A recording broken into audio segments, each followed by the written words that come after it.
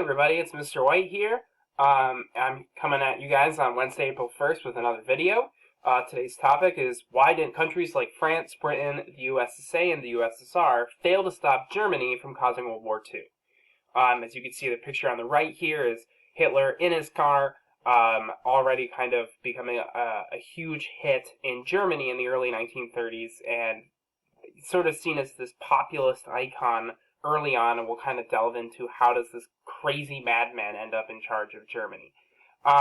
So our big question today is the road to World War II, and why didn't anyone do anyone to stop anything? Because in retrospect, it looks kind of obvious. But what happened in that time period that prevented a lot of democratic world leaders in Britain, France, and America from intervening and changing the course of history? Just so you guys know, we do have an ungraded quiz due by now on Friday because I don't want to give you guys any work over spring break. The good news is you only have to read 11 pages of Chapter 20. It should be short. It's something you guys should be able to knock out in a singular evening. So, a lot to go over. As you can see, we have our weekly update over here on the right. We're analyzing the reasons why totalitarians cannot be stopped. I only really have one handout for you guys today. You can find it linked in the weekly update. It's also linked in Schoology, the problem with appeasement. Yeah, you're going to read 11 pages from Kagan and then finish up those terms. I believe the old blue sheet had 32 terms, but they were misnumbered. There's really only 31. So you really only have about 12 terms to do. And watch this guided lecture video, which you're watching right now. So that's good. Things are going great. So, finally, you'll complete the 8-question ungraded comp check part 3 on the first 11 pages of Chapter 20. So you might be wondering, what in the world is going on with the AP test? And I gotta tell you, I don't really know. So much is happening, right?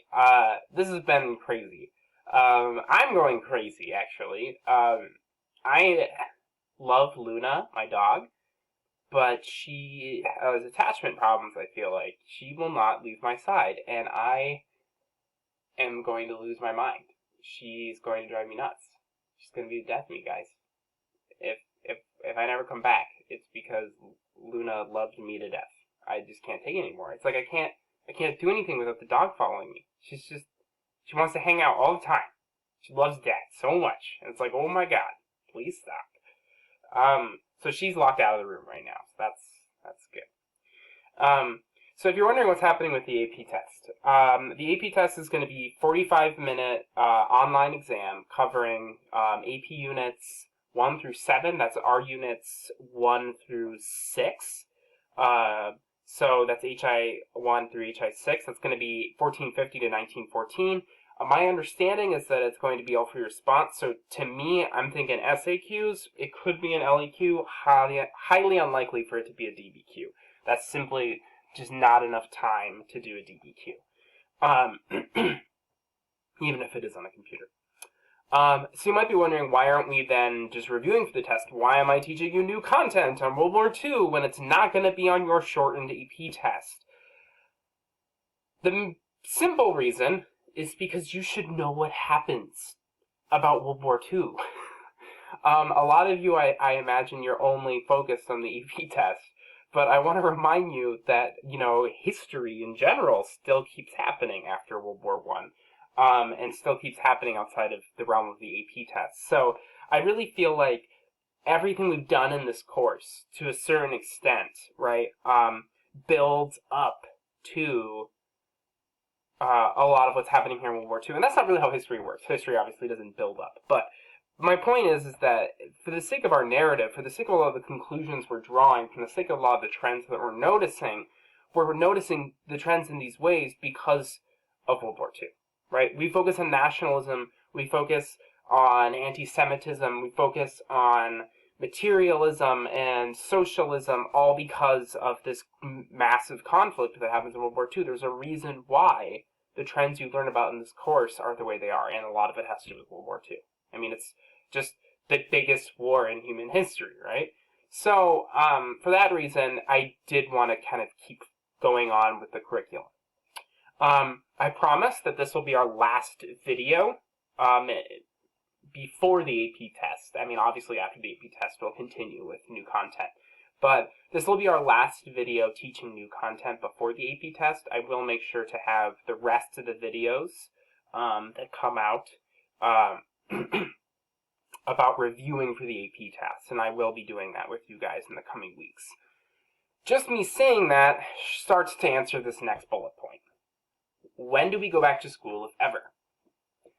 Fun fact, no one knows. As of the time of me filming this video on Tuesday evening, literally no one other than maybe Gretchen Whitmer knows right now. The reality is that our superintendent is somewhat in the dark.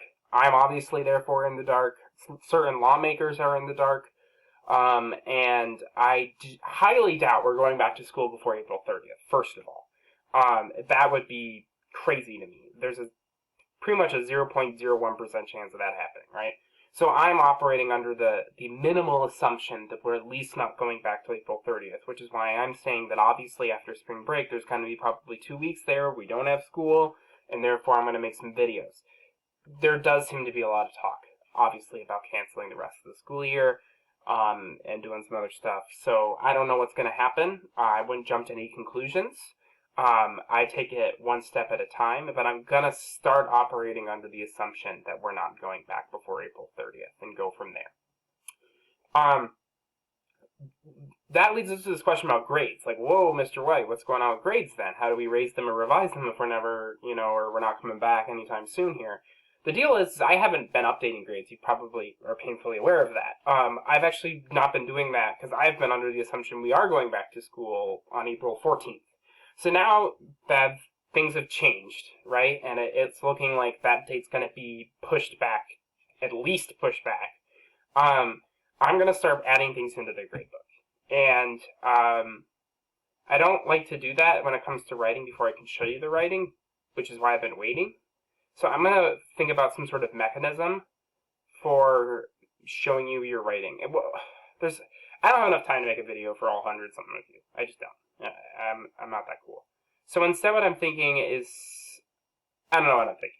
I have some preliminary ideas about how I want to give you feedback on your writing, and I'll explain those as they become more concrete. But I promise you will get feedback on your writing before the AP test, both your SAQs and your DBQs. At this point, I guess the SAQs would be more helpful. So let's move on, shall we? Let's talk about the Road to World War II. This is the topic of HI7C, but I've actually bothered to include the terms into the HI7B blue sheet just to keep things kind of simple. So go ahead and get out some notes, and we're going to get into it. It should be interesting. So feel free to pause the video if you need, get out some notes, get out whatever you want. At this point, also feel free to open up the problem with appeasement handout that's linked on the weekly update. You're going to need that in a little bit too. So I'll give you guys a moment here, and whenever you're ready to resume, go ahead and hit the resume button.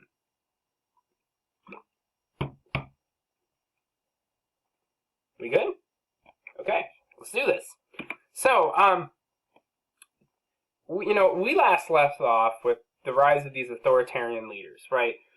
Hitler, Stalin, Mussolini. And we really left off, right, about 1930 or so. Really, we kind of briefly mentioned the Great Depression. We haven't even gone into how countries dealt with it. The last time we checked with Stalin, it was like his first 5-year plan, which ended in 1928. So the reality is that we haven't even really gotten a whole lot of chance at all to talk about what's been going on in the 1930s and the rest of the world.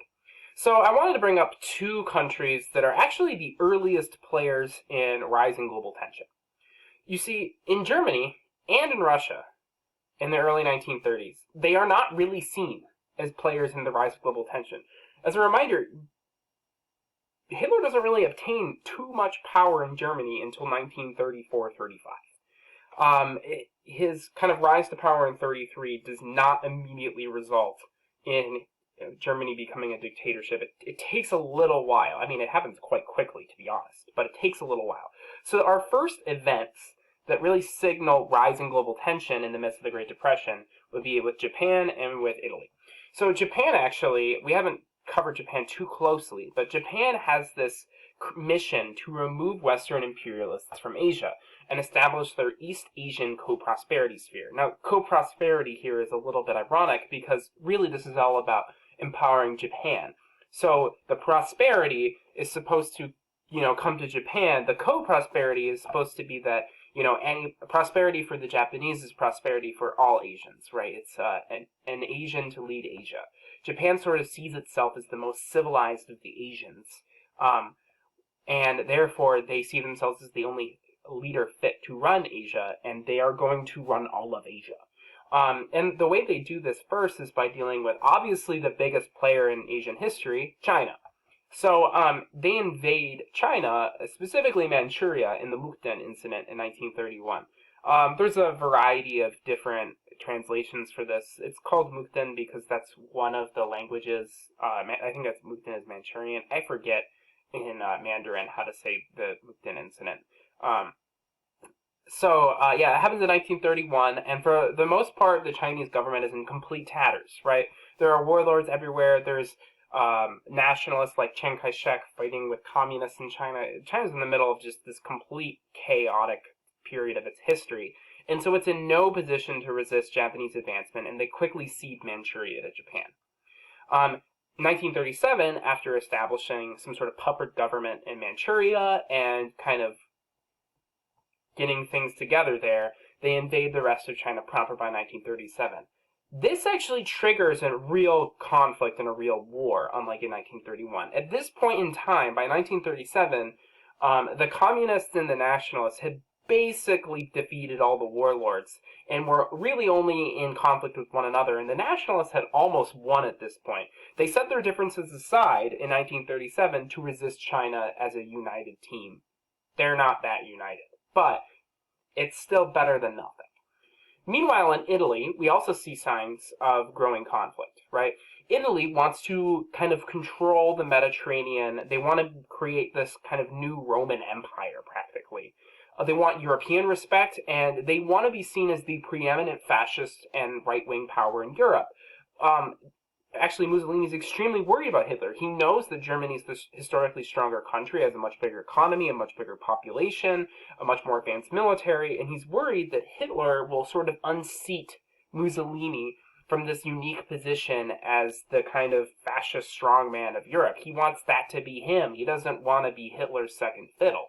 So he immediately stages an invasion of Ethiopia in 1935 to restore glory to Italy.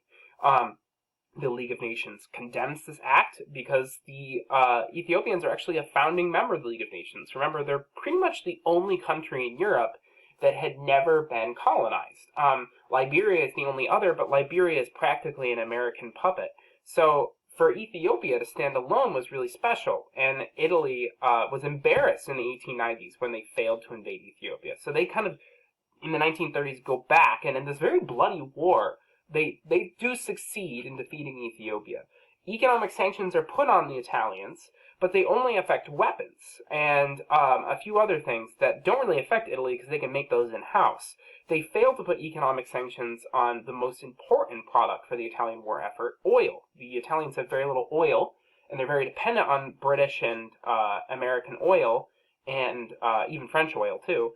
And there's a disagreement to put an oil embargo on Italy, in large part because France wants to protect its relationship with Mussolini. Now, the Brits could care less, but the French have a very tense relationship with Hitler. Hitler's a lot friendlier to the British. And the French are very worried about the rise of Hitler. And therefore, they see Mussolini as a possible counterweight. And actually, early on in the 1930s, Mussolini has a lot of goodwill with the French and a lot of bad blood with Hitler. And it almost looks like there's this strange situation forming where France and Italy are together and then Britain and Germany are together. So it's kind of weird. A lot of that relationship around Hitler changes in 1935 and 1936. In March 1935, Hitler withdraws from the League of Nations, largely in words, but they have been violating it for a while now, but it became more blatant in 1935, when Britain, for example, discovers rearmament plans, military exercises, new tanks, new airplanes, things that are all banned by the treaty. And Hitler admits to all this, and he says that the Treaty of Versailles is a document that Germany should not be forced to follow. But the first formal moment where a serious part of the Treaty of Versailles is violated in a way that is more brazen than ways in the past is this Rhineland region of Germany, right on the border of France, was a demilitarized zone, similar to that border between modern-day North and South Korea, right? Basically, the idea was that the German troops were not supposed to get within some number of kilometers, right, to the French border, and if there were any German military troops there, that was illegal. And for a while in the 1920s, thanks to the Locarno Accords, there were actually British, French, and American troops stationed in the Rhineland to prevent the German military from coming there. But they've gone home since 1928. And for the most part, the Germans were respecting the Treaty of Versailles by not putting their army there, despite the fact that there was really no ability for the Allies to stop them. And so Hitler sends his troops in and actually basically invades his own country. And in different corners of the world, this is viewed very differently. In France, this is terrible, right? This is the rise of a nationalist, militant Germany all over again.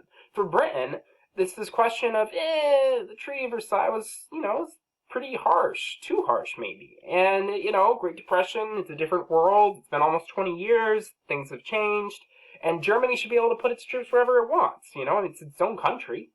You can't really invade your own country, can you? So there's this debate across Europe, in Britain, and France, and America too, where, is this so bad? And a lot of people say, it's not a great sign, but in theory, Germany should be allowed to have its military anywhere within its own borders. This is in large part, again, because Britain and France have so many of their own issues, right? Britain has economic disaster from the Great Depression. Its economy is tied so tightly to America's. And it is actually dealing with its own rising fascist movement. Meanwhile, France's economy is less tied to America, is a little more socialist, and therefore is less affected by the Great Depression, but stagnation still sucks. And with this kind of really socialist-friendly Popular Front forming a closer alliance with Stalin, and trying to manage this strange relationship with Mussolini, they can't really negotiate super well with Britain. The Brits don't really want to work super closely with these French socialists, right? The French don't seem like the same French that the British are used to. It's not the kind of liberal, conservative, I say those two words and they're opposites nowadays in America, but in European history we know that they have some connection, right? It's not this kind of more traditional democracy that Britain's used to in France. And so there's a lot of jockeying between those two countries, Britain and France, about how to deal with these rising problems of fascism and authoritarian communism. And so it's kind of like they have their heads in the sand, right? The League of Nations just condemns a lot of these acts like the demilitarization of the Rhineland and the invasion of Ethiopia without really doing a whole lot. In fact, Hitler and Mussolini start to realize that their friendship could really throw a lot of the old European order off, and they declared this Rome-Berlin axis in 1936 largely as a way to give the figurative middle finger to Britain, who sees this as very, very threatening. This could attack them from the Mediterranean, from their home ports, and from the Pacific. You also see this kind of combined pact made between Germany and Japan about this anti-Comintern pact, where they're against all communists, right? There's this shared hatred of communists. And this is signed by Germany, Hungary, Japan, and eventually even Italy. This became sort of this pact of countries that were deeply conservative, very right-wing, and ideologically similar in this time period. This is, again, more than just Germany and Italy and Japan. In fact, this includes modern-day countries like Hungary and Romania and Slovakia, too. So what you get is this general sentiment where a lot of these right-wing European powers are embracing this crash course, right? They know where this is going. World War II has long been called one of the most predictable wars. Everyone knew it was going to come, right? Even in 1936, people were talking about it. It was even more predictable than World War I. Because everyone exactly knew how it was going to pan out. You didn't even need to assassinate Franz Ferdinand for this war to happen, right? 3 cheers for war, noble and beautiful above all else.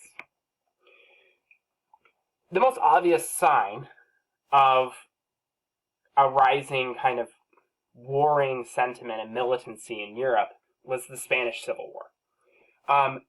Spain breaks down in the 1930s. The king abdicates in 1931, and a Spanish republic forms, and you immediately get tension, right? The left dominates parliament. They're largely more socialist, and they want sweeping reforms to the government. The right wants a more traditional society. They have the support of a lot of right-wing fascists and the Catholic Church. The 1936 election of the Popular Front, similar to what happened in France, ends up uniting the left, and what you end up getting then is this extremely socialist left-wing government that prompts this general of the military, Francisco Franco, to lead a rebellion. Basically a coup. He wants to overthrow what he sees as this terrifyingly radical left-wing Popular Front. So what you get is this coup, and the Spanish socialists call themselves the Republicans because they do actually have a Republican government.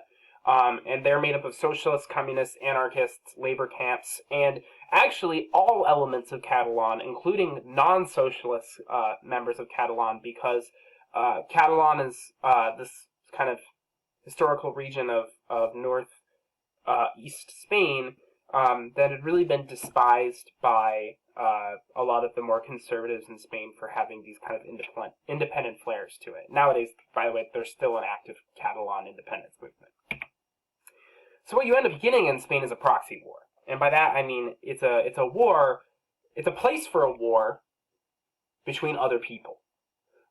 So Spain is the battleground, but all of Europe is involved, right? All kinds of people, like everyone is involved, right? Portugal sends 20,000 soldiers because they're a very right-wing, pro-fascist government. Germany sends hundreds of airplanes. The Condor Legion is sent by Italy, right? Tanks, thousands, tens of thousands of soldiers, right? The Soviet Union, though, also sends soldiers to help out the Republicans. Very few troops, but a ton of equipment and weapons. Mexico sends lots of moral support, and you get a lot of volunteers from Mexico to support the socialists.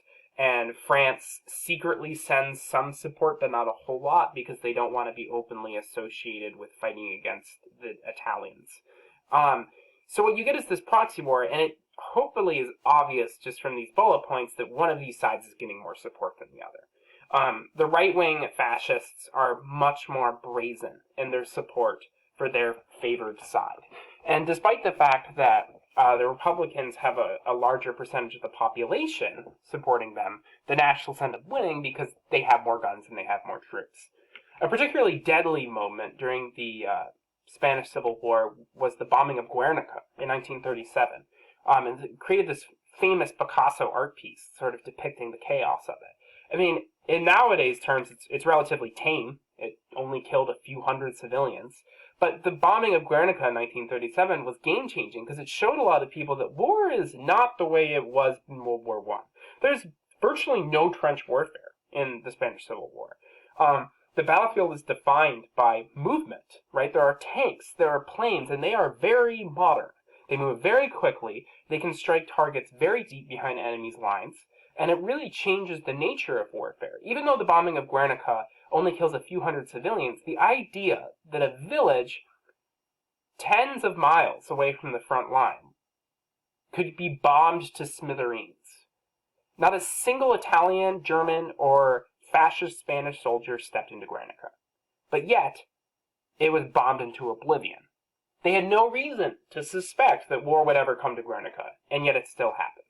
Right, and this is the power of air combat, right, of air war, right, and nowadays this is not a crazy thought to us, right. We're all familiar with the story of not the nuclear bombings of Hiroshima and Nagasaki, but at the time in 1937, this was a really new idea.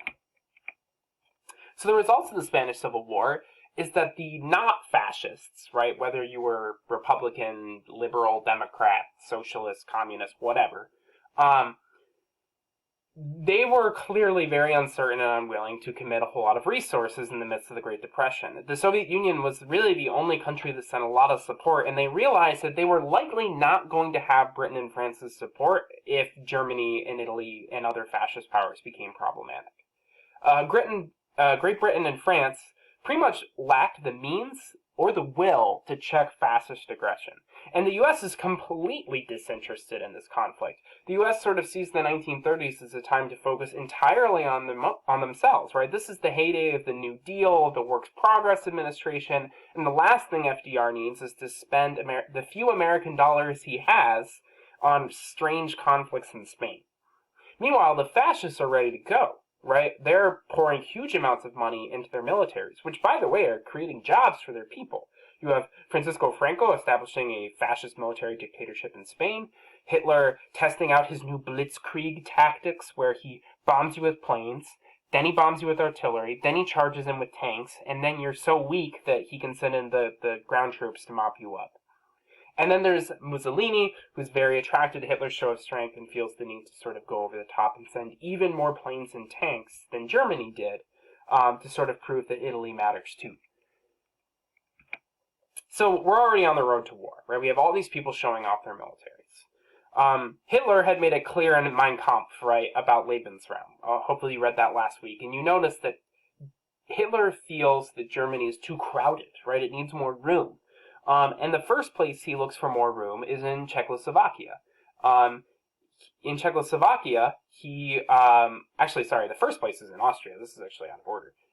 But in Austria, it's relatively easy to gain a hold of Austria, right? Austria speaks German, is historically been associated with Germany, largely identifies as German, and so he simply puts it to election, right? He has a plebiscite in Austria. I mean, in the mid-1930s, Austria had a literal Nazi coup. Like, there was an attempt to actually, in I think 1934 was it, for the Austrian Nazi Party to overthrow the Austrian government and join with Germany. It was put down, but the point is that there's a lot of internal pro-Nazi sentiment in Austria.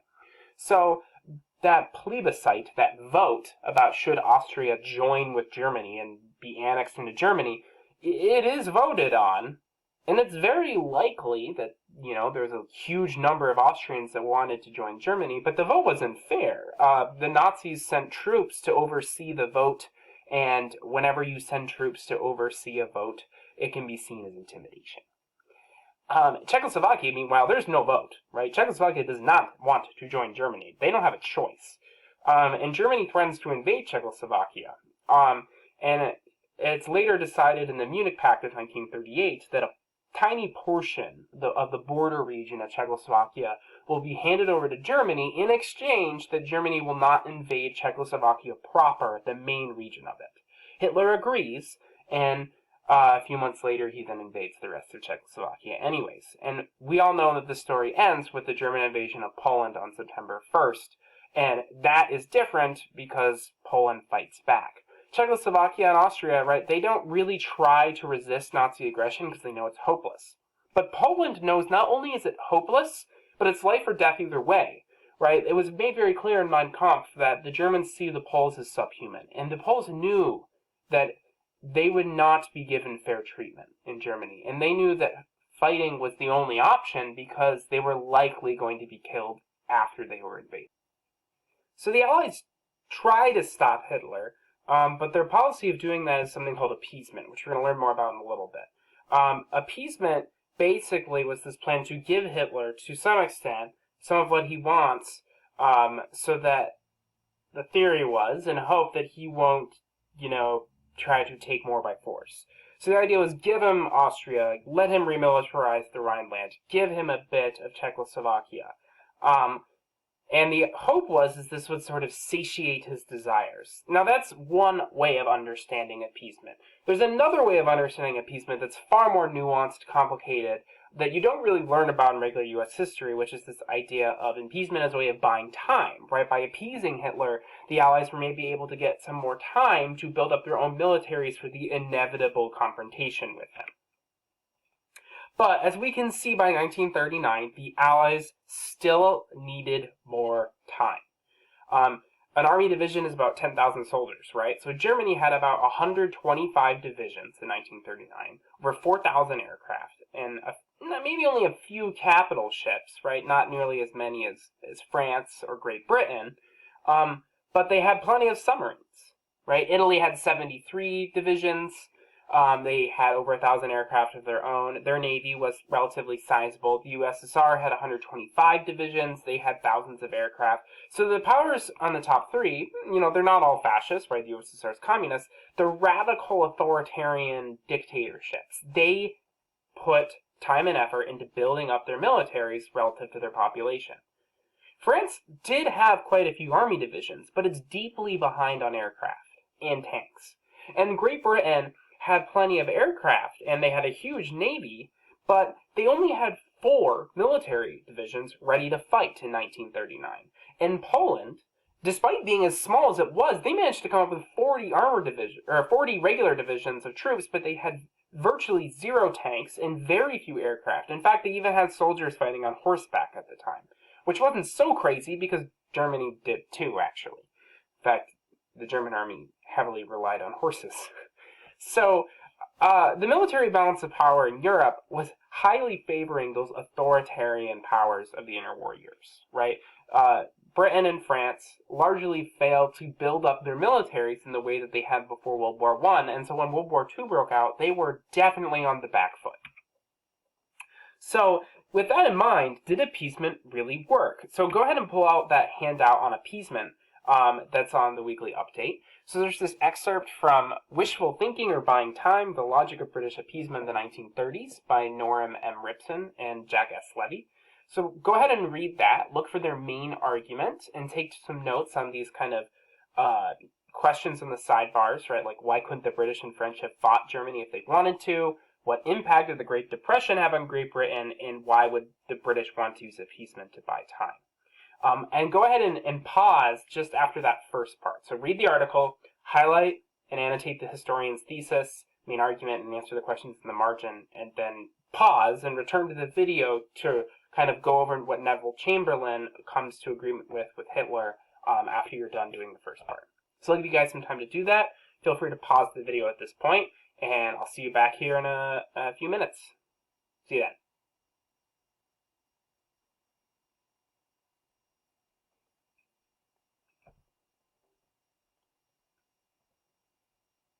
Okay, welcome back. So, let's go over this problem of appeasement, right? So, the big thing about appeasement is that it sounds like a terrible idea that would never work, and that's because it kind of is, but at the same time, it's a little bit more complicated than that. So, one of the problems with appeasement is that it wasn't really about satiating Hitler's desires. There we go. It wasn't really about satiating Hitler's desires, as much as a lot of people would like to think. I'm going to go all the way back.